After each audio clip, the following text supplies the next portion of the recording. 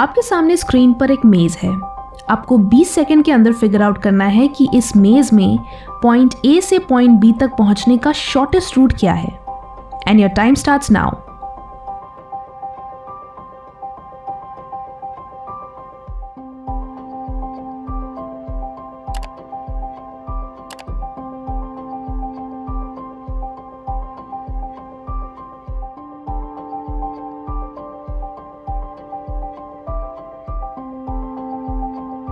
अब में से कई लोगों ने मेज के थ्रू जाकर पॉइंट ए से पॉइंट बी तक पहुंचने की कोशिश की होगी, विच इज राइट।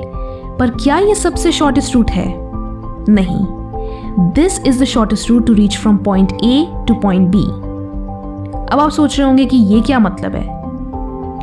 क्योंकि आप सभी पजल्स एंड मेजेस को इसी तरह सॉल्व करते हो, तो आपका दिमाग भी वैसे ही सॉल्यूशंस फिगर आउट करता है। जब भी हमारे सामने कोई प्रॉब्लम होती है तो हम रूल्स के मुताबिक ही उसे सॉल्व करते हैं। वो रूल्स जो सोसाइटी बनाती है, या जो एक जनरल प्रैक्टिस है या जनरल अजम्पशन है। जैसे इस केस में आपने कई पजल बुक्स में ऐसे ही सॉल्यूशंस देखे हैं, तो आप कभी इसे डिफरेंट तरीके से सॉल्व करने के बारे में सोचोगे ही नहीं। बट ऐसी सोच जो रूल्स तोड़ती है उसे डिसरप्टिव थिंकिंग कहते हैं, यानी वो सोच जो नए रूल्स बनाए, नए सिस्टम सेट करे। अब अगर हम वापस से इस मेज को देखें तो एक जनरल अजम्पशन ये होगा कि ये एक 2 डायमेंशनल मेज है। बट व्हाट इफ ये एक 3 डायमेंशनल मेज हो? In that case point A से पॉइंट बी तक पहुंचने का शॉर्टेस्ट रूट इस मेज के ऊपर से होगा। So not just rules but general assumptions भी आपको लाइफ में पीछे रखते हैं।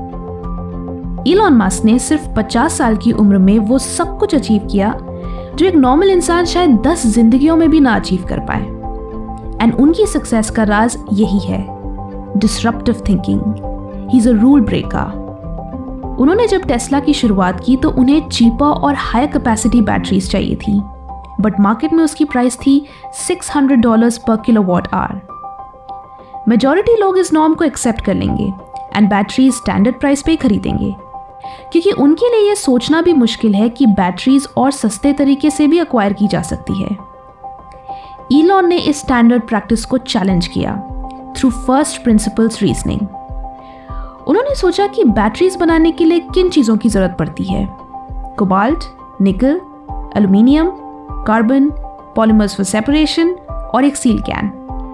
अगर हम इन्हीं चीज़ों को बाजार से इंडिविजुअली खरीदे और फिर उससे एक बैटरी बनाए तो उसकी प्राइस हो जाती है $80 पर किलोवाट आवर। सो इसी तरह से फर्स्ट प्रिंसिपल रीजनिंग के थ्रू उन्होंने एक cheaper and more effective solution निकाला। सेम चीज उन्होंने स्पेसएक्स के साथ भी की। उन्होंने सोचा कि क्यों ना हम रॉकेट्स को इस तरह से बनाएं कि उन्हें रीयूज किया जा सके। ये कितनी बेसिक सोच है, लेकिन नासा के रॉकेट साइंटिस्ट भी ये नहीं सोच पाए। इनफैक्ट ये आइडिया नासा साइंटिस्ट के लिए एक रेवोल्यूशनरी इनोवेशन था। सिर्फ इलॉन मस्क ही नहीं, हिस्ट्री में ऐसे कई लोग रह चुके हैं जिन्होंने फर्स्ट प्रिंसिपल रीजनिंग का इस्तेमाल करके कई इनोवेशंस किए। Steve jobs and Bill Gates भी उनमें से एक हैं। इनके amazing innovations and unique thoughts के बारे में और डिटेल में जानने के लिए आप इनके बायोग्राफीज पढ़ सकते हैं। अगर आपके पास बुक्स पढ़ने का टाइम ना हो तो आप ऑडियो बुक्स भी सुन सकते हैं कुकू FM ऐप पर। कुकू FM एक बहुत अच्छा ऑडियो लर्निंग प्लेटफॉर्म है।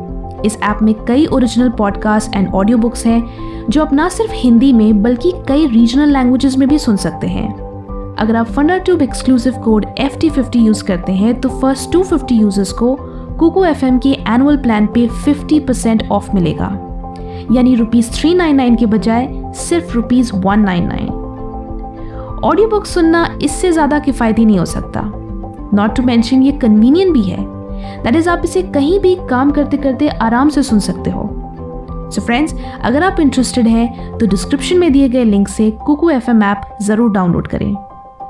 Coming back to the video, Elon Musk कहते हैं कि किसी भी चीज को समझने और सीखने के लिए फिजिक्स के इसी कॉन्सेप्ट फर्स्ट प्रिंसिपल्स रीजनिंग का इस्तेमाल करना चाहिए।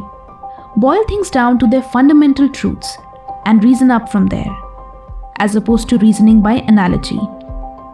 यानी प्रॉब्लम्स की कोर तक जाओ, बेसिक्स को समझो और वहां से सॉल्यूशंस फिगर आउट करो, instead of just copying others और following the standard practice. Although ये कॉन्सेप्ट हर चीज़ के लिए अप्लाई करना मुश्किल है, बट जहाँ इनोवेशन और रेवोल्यूशन की बात होती है वहाँ फर्स्ट प्रिंसिपल रीजनिंग बहुत ज़रूरी है। इलॉन मस्क की लर्निंग टेक्निक भी इसी प्रिंसिपल से रिलेटेड है। वो नॉलेज को एक सिमेंटिक ट्री की तरह देखते हैं। किसी भी कॉन्सेप्ट को समझने के लिए उसके फंडामेंटल प्रिंसिपल्स अच्छे से क्लियर होने चाहिए, यानी ट्री की बड़ी ब्रांचेस एंड ट्रंक सॉलिड होनी चाहिए, क्योंकि बिल्डिंग तभी मजबूत होगी जब फाउंडेशन मजबूत होगा। एंश्योर कि आपको ट्रंक मटेरियल की अच्छे से अंडरस्टैंडिंग हो बिफोर आप मिनी ब्रांचेस या डिटेल्स पे फोकस करें। अनफॉर्चुनेटली लोग इसका उल्टा करते हैं। चीज़ों को जल्दी समझने की कोशिश में हम अपना फोकस पेरिफेरी फैक्ट्स पे रखते हैं, विदाउट अंडरस्टैंडिंग कि वो कैसे मेन ट्रंक से कनेक्टेड है। इस मेथड की वजह से हम अपने ब्रेन को अनइम्पॉर्टेंट नॉलेज से ओवरक्राउड कर लेते हैं। इसका नतीजा ये होता है कि हमारे नॉलेज ट्री का ट्रंक कमज़ोर होता है एंड मिनी ब्रांचेस ओवरफ्लोइंग होती हैं, जिसकी वजह से ना हमें चीज़ें ठीक से समझ आती हैं और ना हम उसे सही तरीके से अप्लाई कर पाते हैं। Rule number 2, you can't remember what you can't connect. Elon Musk की ब्रिलियंस उनकी कोर चीज़ों को अंडरस्टैंड करने में नहीं, बल्कि बहुत सारे नॉलेज ट्रीज को एक दूसरे से कनेक्ट करने में है। बेसिकली एक जगह की नॉलेज दूसरी जगह अप्लाई करने में। अगर हम इसे एक मेमोराइजेशन टेक्निक के हिसाब से देखें तो हमें कॉन्सेप्ट्स तभी अच्छे से याद रहते हैं जब हम उन्हें किसी रिलेटेबल एग्जाम्पल से कनेक्ट कर पाते हैं।